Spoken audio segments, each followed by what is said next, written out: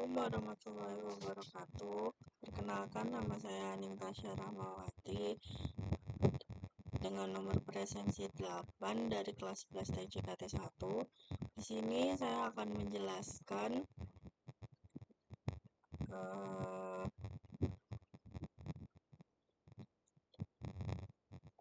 code dari CRUD Laravel yang telah saya buat.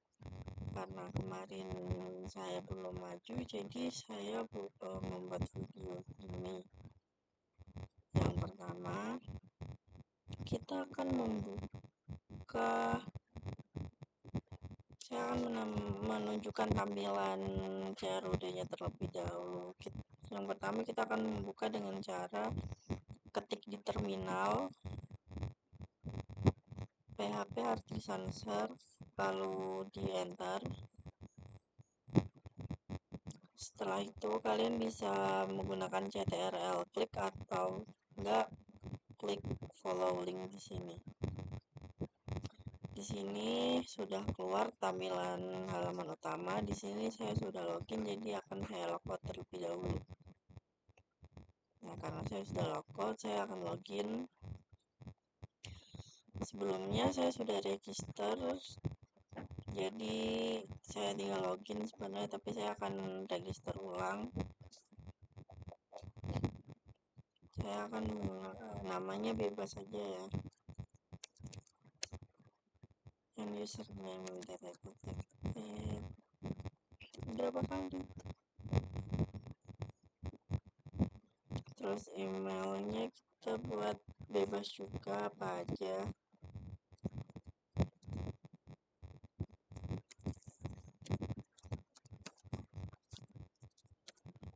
Terus kita buat passwordnya sebanyak 6 digit.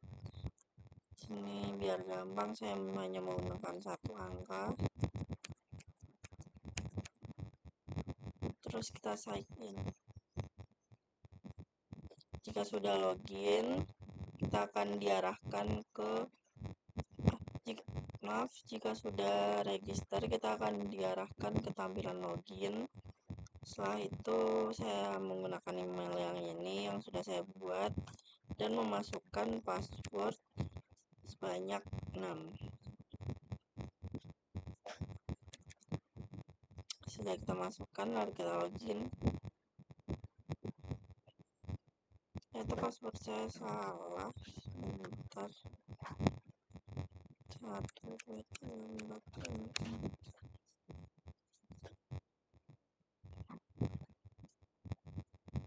Jadi ini sepertinya password saya salah. Kita sekarang login dulu.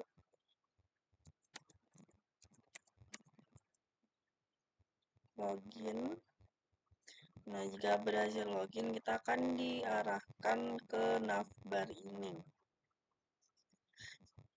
Di navbar kita bisa tambah obat tentunya. Nah, kita mau buat obatnya bebas saja ya.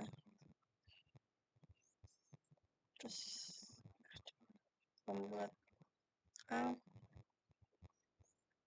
nah, kita bisa tambahin membuat obatnya siapa, stok obatnya ada berapa, dan juga tanggal kadaluarsa.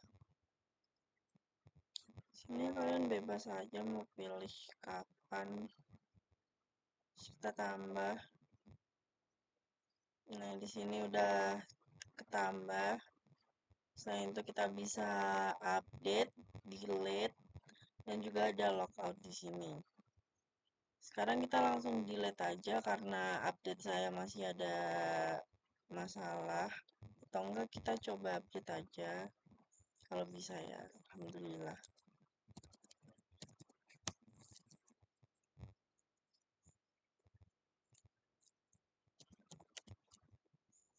Ya, dengan nama pembuat obat saya. Ini buat flu. Kita update juga tanggal kadaluarsanya. Kita ubah tahun. tahunnya dari udah 6, serahnya deh Februari kita update, dan di sini update saya masih belum bisa digunakan. Saya juga nggak tahu kenapa, jadi langsung kita coba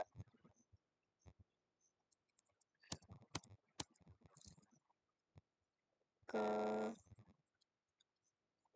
dashboard obat, kita coba delete, kita akan muncul ini dan akan ditanya apakah Anda yakin. Iya, saya yakin, dan kehapus. Kita akan coba update sekali lagi, siapa tahu sudah bisa ya. Apa ya namanya ya,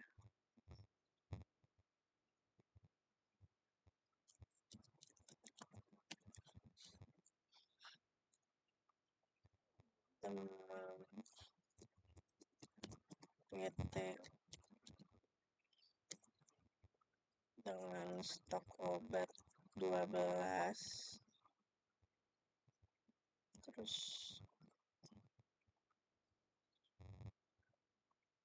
ini kita update masih belum bisa, mungkin karena ini. Coba kita hapus 17-nya, ini apa ini. Nah,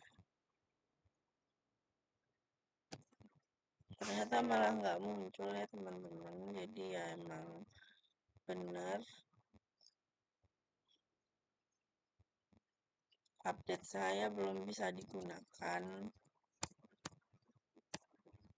Sekarang kita langsung aja ke ininya, ke penjelasannya, karena dulu di awal kita udah pernah membuat itu, jadi kita udah ada database-nya. Di sini saya juga udah ada, jadi buat kalian yang belum punya database-nya, kalian bisa buat terlebih dahulu. Sini saya membuat database dengan nama apotek, terus ada users, ini bla bla bla, ada obat juga.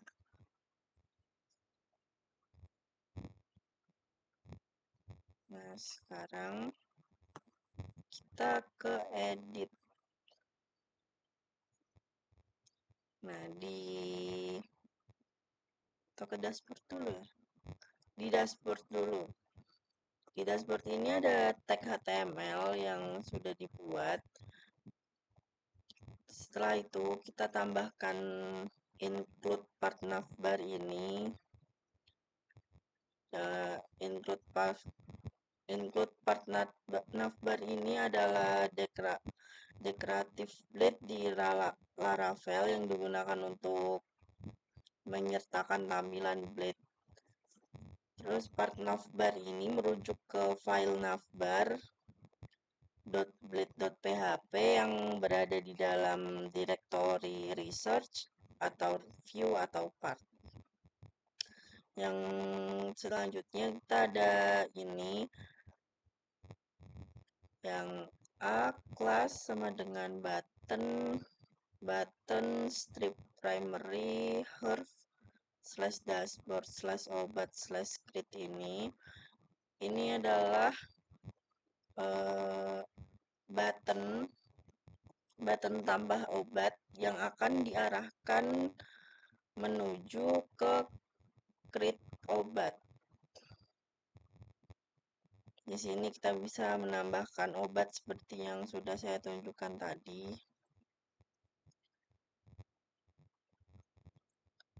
Terus ada di sini ada tabel kelas ini. Ini adalah sebuah tag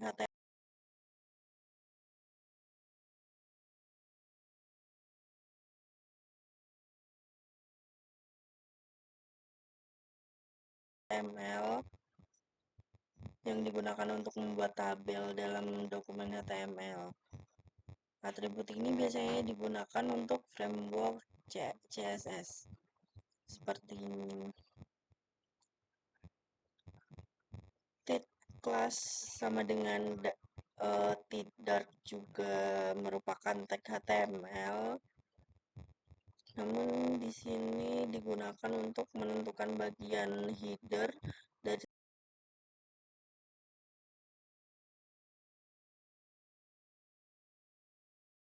tabel dan menerapkan gaya khusus yang membuat latar belakangnya menjadi gelap.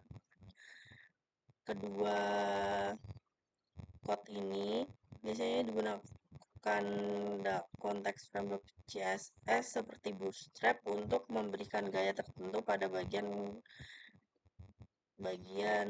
kepala tabel.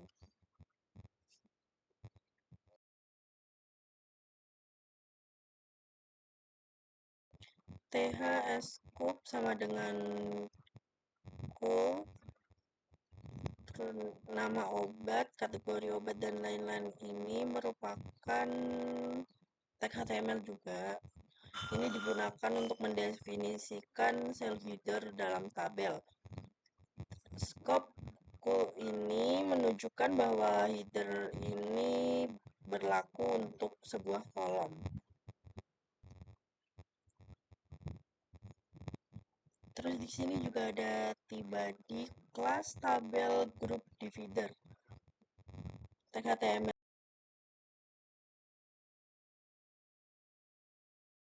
ini digunakan untuk mendefinisikan bagian tubuh tabel dan menerapkan kelas CSS juga.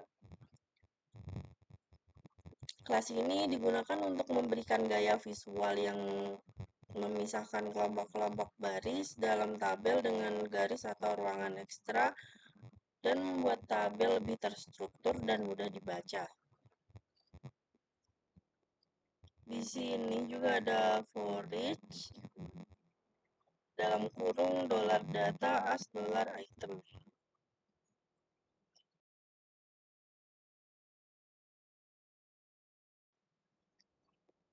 Sintaks ini digunakan untuk menjalankan loop melalui elemen-elemen dalam koleksi data di mana setiap elemen akan disimpan dalam sebuah variabel item pada setiap iterasi.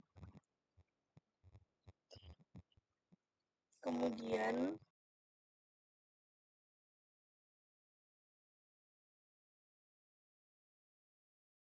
code ini merupakan sintaks blade dalam Laravel yang digunakan untuk menampilkan nilai properti dengan nama underscore obat dari objek yang disimpan dalam variabel item.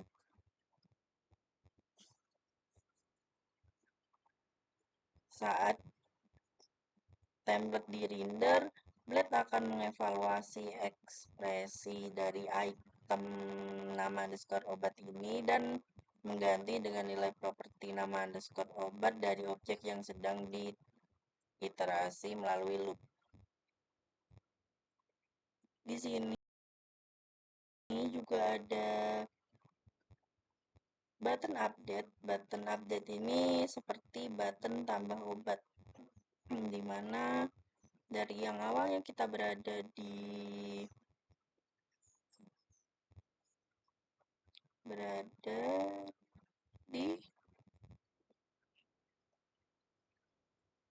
sebuah navbar atau dashboard obat ini.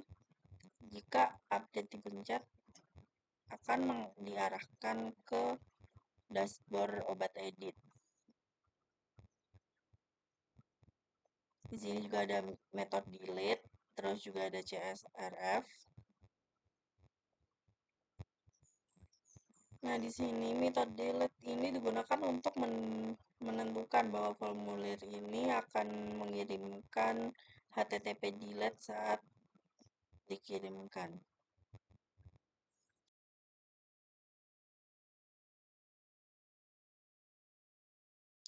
CSRF ini digunakan untuk menambahkan token CSRF ke dalam formulir yang merupakan praktik keamanan yang diperlukan oleh Laravel.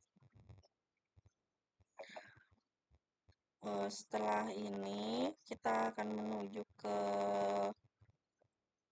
edit.blade.php. Di sini masih sama menggunakan tag HTML juga, tapi di sini kita juga ada tambahan bootstrap. Bootstrap di sini kita akan mencarinya di halaman bootstrap.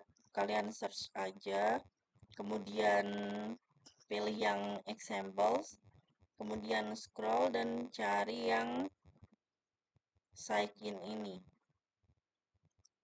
Gambar sign ini akan digunakan untuk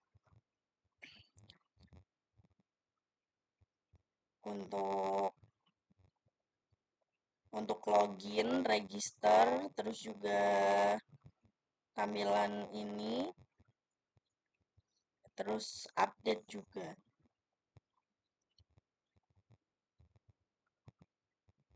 Ini adalah code CSS yang digunakan. Kalian salin saja melalui bootstrap tadi. Nah, sesudah ini merupakan, di sini juga ada metode put dan CSRF. CSRF ini gunanya masih sama untuk keamanan, sedangkan put ini digunakan untuk menandai bahwa formulir akan mengirimkan permintaan pada HTTP put. Di sini div class from floating adalah bagian dari HTML yang digunakan untuk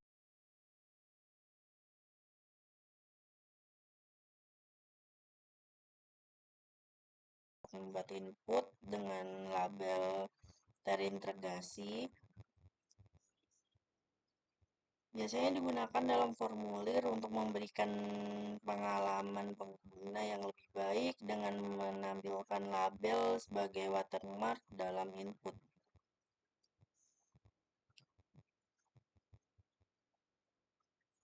Terus juga ada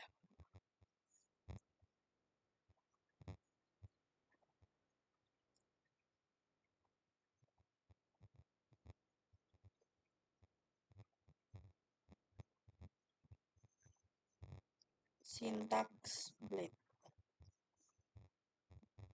Digunakan untuk mengembangkan nilai yang ada dalam variabel dolar obat dalam panah nama underscore obat ke dalam input nilai value. Selain itu ada juga error ini yang akan menampilkan pesan kesalahan jika validasi gagal.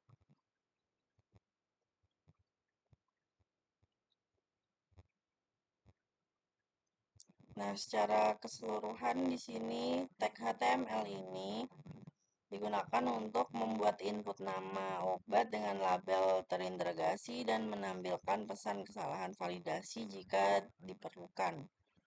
Di sini juga ada button update yang diarahkan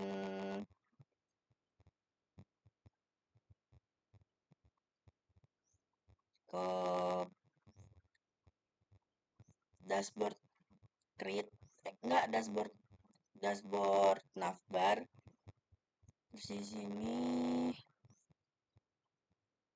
sepertinya ini juga salah satu bootstrap yang digunakan. Di post data ini kita juga sama menggunakan bootstrap.